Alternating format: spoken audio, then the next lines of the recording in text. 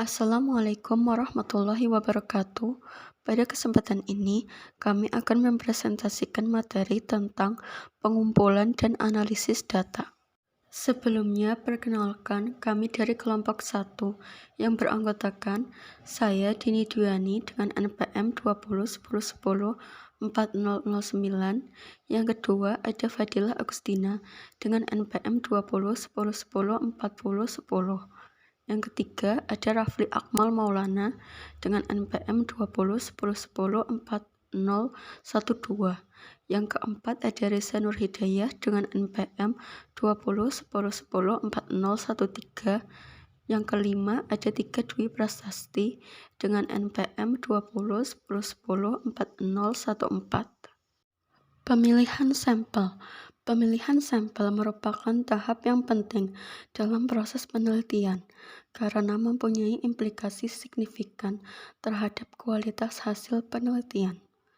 Diperlukan kehati-hatian dalam menentukan teknik pemilihan sampel, khususnya dalam penelitian di bidang yang permasalahannya bersifat multidimensional. Idealnya, sampel mempunyai kesesuaian karakteristik dengan populasi yang diamati, sehingga kesimpulan peneliti benar untuk semua populasi. Untuk mendapatkan sampel yang mencerminkan populasi penelitian, maka sampel harus memenuhi persyaratan berikut. Yang pertama, akurasi. Maksudnya, ukuran yang menentukan tingkat kemiripan antara hasil pengukuran dengan nilai yang sebenarnya diukur. Yang kedua, kesahihan atau kebenaran. Maksudnya, kesesuaian antara objek penelitian dengan data yang dilaporkan. Yang ketiga, keandalan. Maksudnya, kekonsistenan dan kestabilan data atau temuan. Selanjutnya, teknik pemilihan sampel. Yang pertama, sampel acak atau probability sampling, yaitu teknik pengambilan sampel yang dilakukan secara acak atau random. Metode ini memberikan seluruh anggota populasi kemungkinan atau kesempatan yang sama untuk menjadi sampel terpilih. Teknik jenis ini sesuai digunakan untuk populasi yang besaran anggotanya dapat kita tentukan terlebih dahulu. Metode ini menggunakan analisis statistik untuk membantu penentuan sampel terpilihnya. Yang kedua, sampel tidak acak atau non-probability sampling, yaitu teknik pengambilan sampel dengan tidak memberikan peluang atau kesempatan yang sama bagi setiap anggota populasi untuk dijadikan sebagai sampel.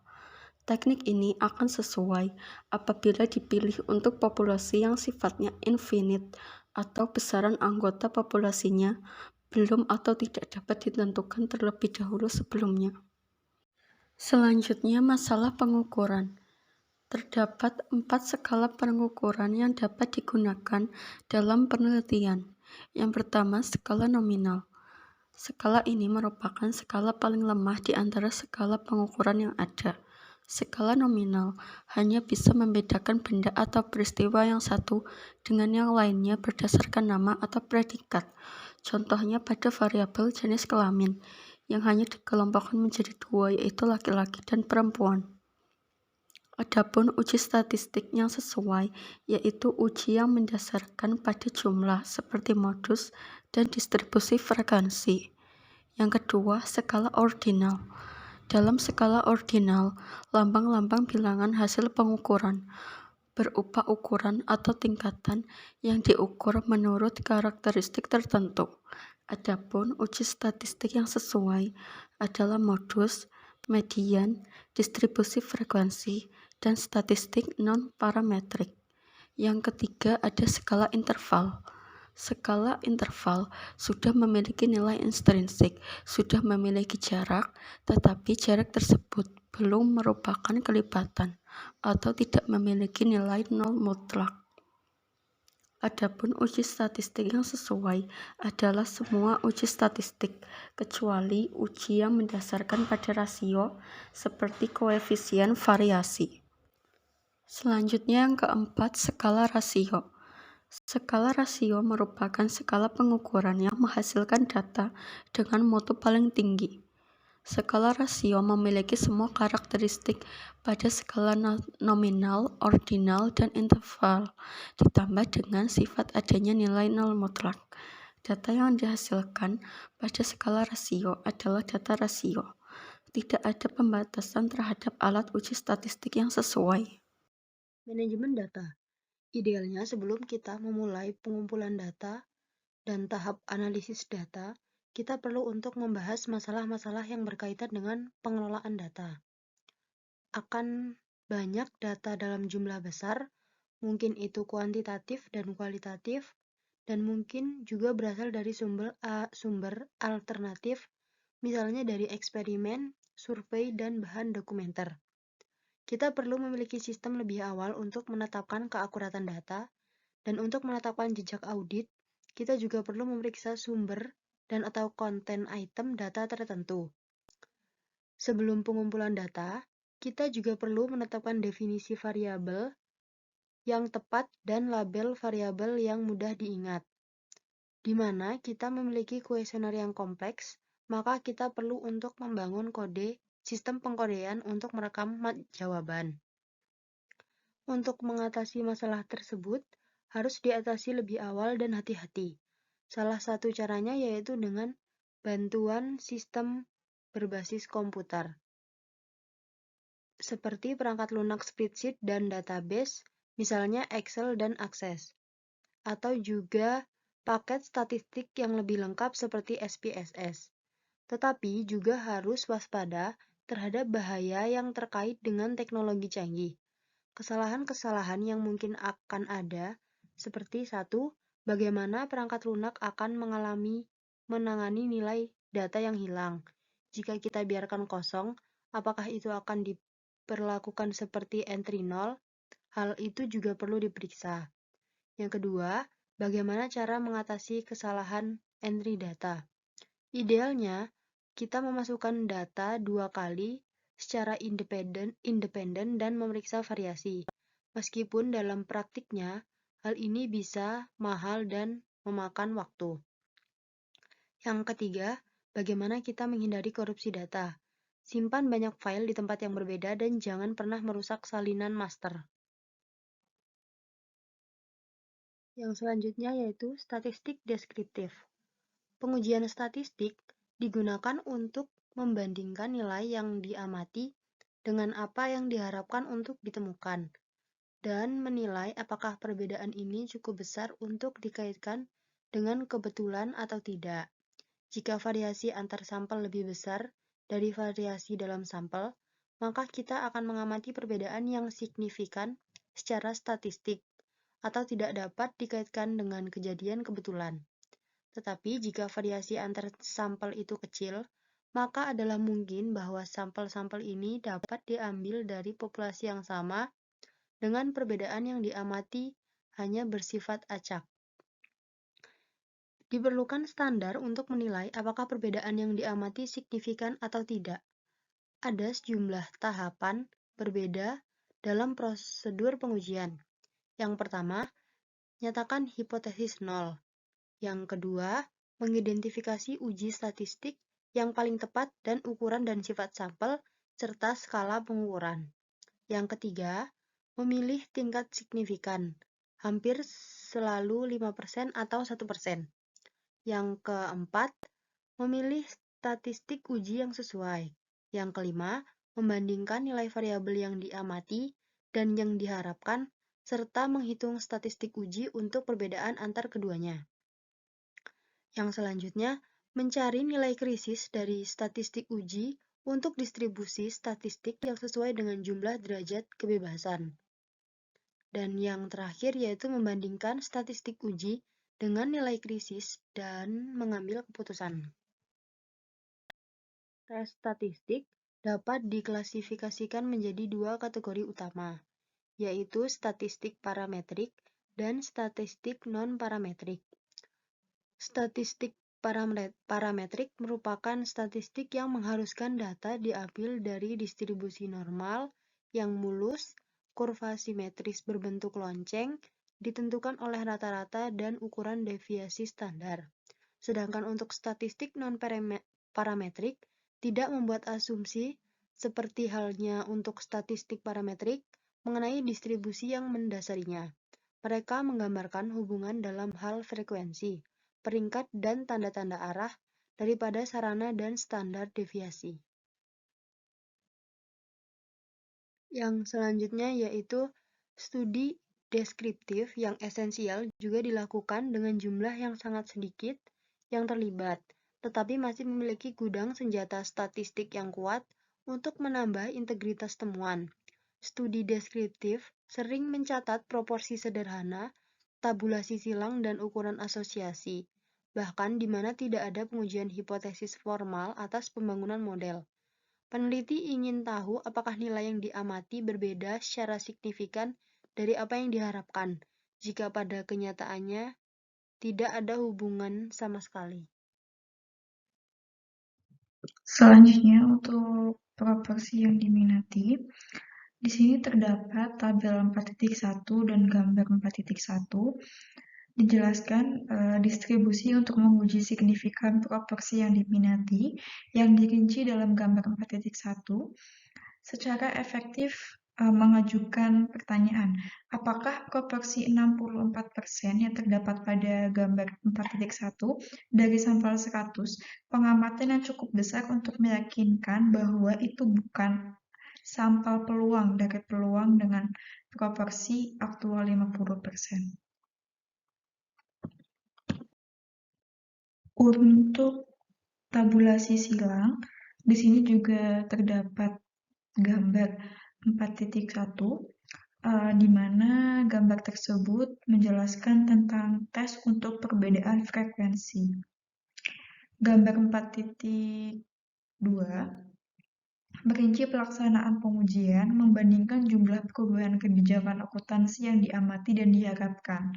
Karena statistik uji lebih besar dari nilai kritis, maka dapat menolak hipotesis nol tidak ada hubungan antara pengkelompokan auditor dan kejadian perubahan kebijakan akuntansi. Kemudian untuk koefisien korelasi, langkah-langkah asosiasi dibahas secara lebih rinci di bagian berikutnya. Tetapi tetap untuk sebuah pertanyaan sederhana lainnya, apakah koefisien korelasi yang diamati cukup besar bagi kita untuk yakin bahwa kita memiliki hubungan nyata, bukan ilusi? Artinya, apakah koefisien 0,554 berdasarkan sampel hanya 17 pengamatan berpasangan cukup besar bagi kita untuk mengenali hubungan yang signifikan?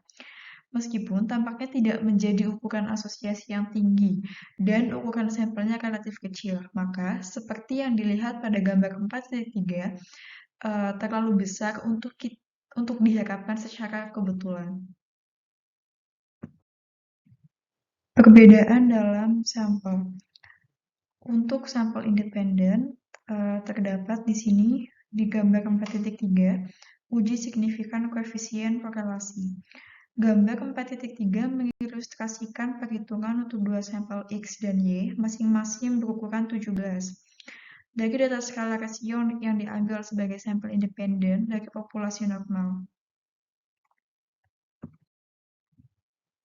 Kemudian untuk kasus berpasangan, di sini terdapat gambar 4.4, itu uji untuk perbedaan rata-rata, di mana sampel yang diambil tidak independen tetapi mewakili situasi sebelum dan sesudah yang melibatkan subjek yang sama. Maka, ini memiliki situasi pengukuran berulang yang tersedia uji statistik yang lebih kuat.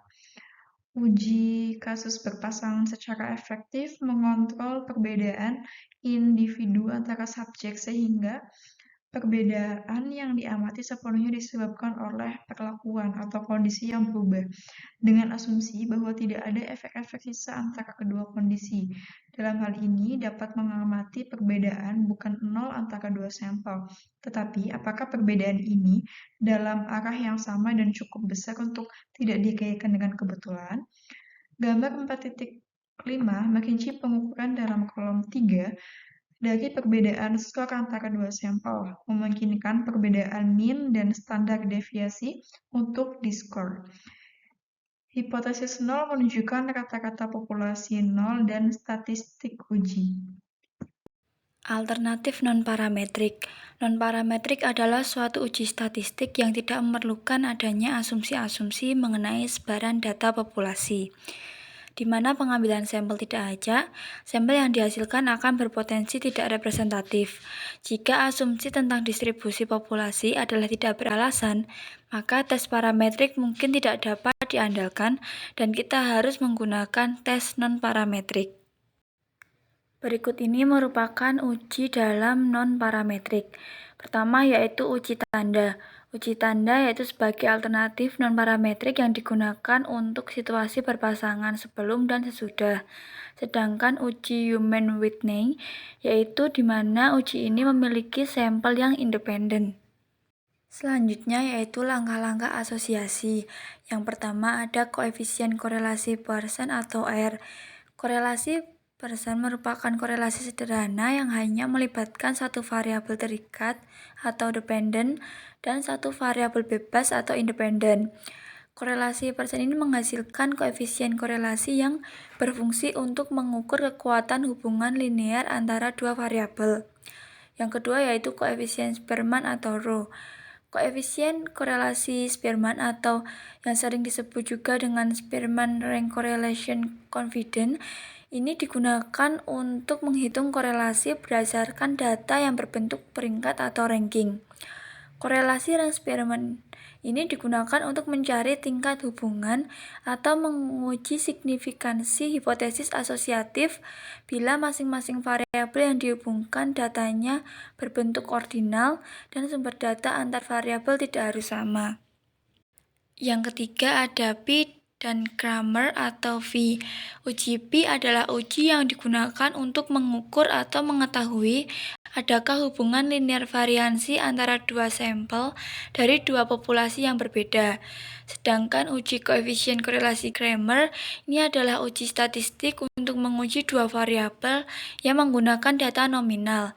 Terkait dengan karakteristik skala data nominal tersebut, maka uji korelasi Kramer ini termasuk statistik non-parametrik, yaitu yang tidak mensyaratkan data harus mendistribusikan normal.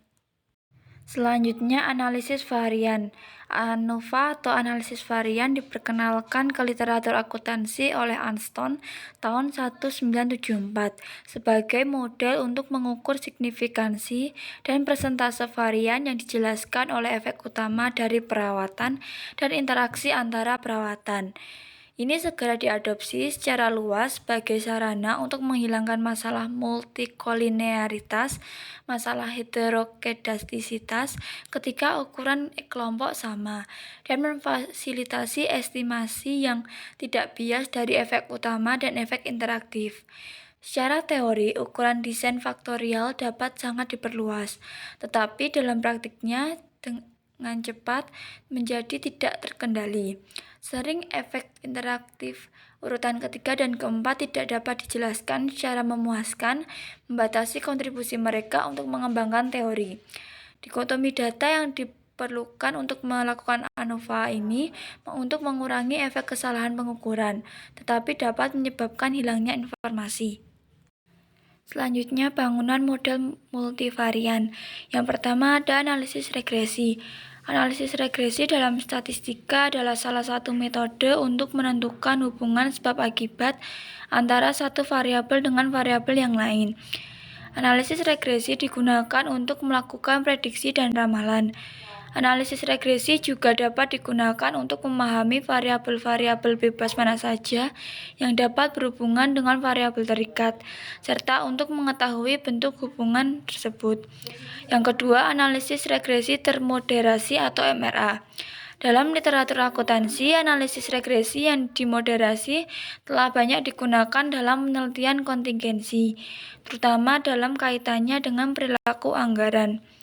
Hartman dan Morse pada tahun 1999 memberikan contoh jenis penelitian ini bersama dengan kritik terhadap penerapan metode MRA. Bolen dan Long menganggap pemodelan bersama struktural atau SEM sebagai klasifikasi payung yang mencakup analisis jalur kuadrat terkecil parsial, dan variabel laten SIM. Masing-masing sebagai alternatif yang lebih disukai untuk regresi OLS dalam keadaan yang ditentukan, yakni regresi berganda tradisional terbatas pada satu variabel dependen dan sejumlah variabel penjelas.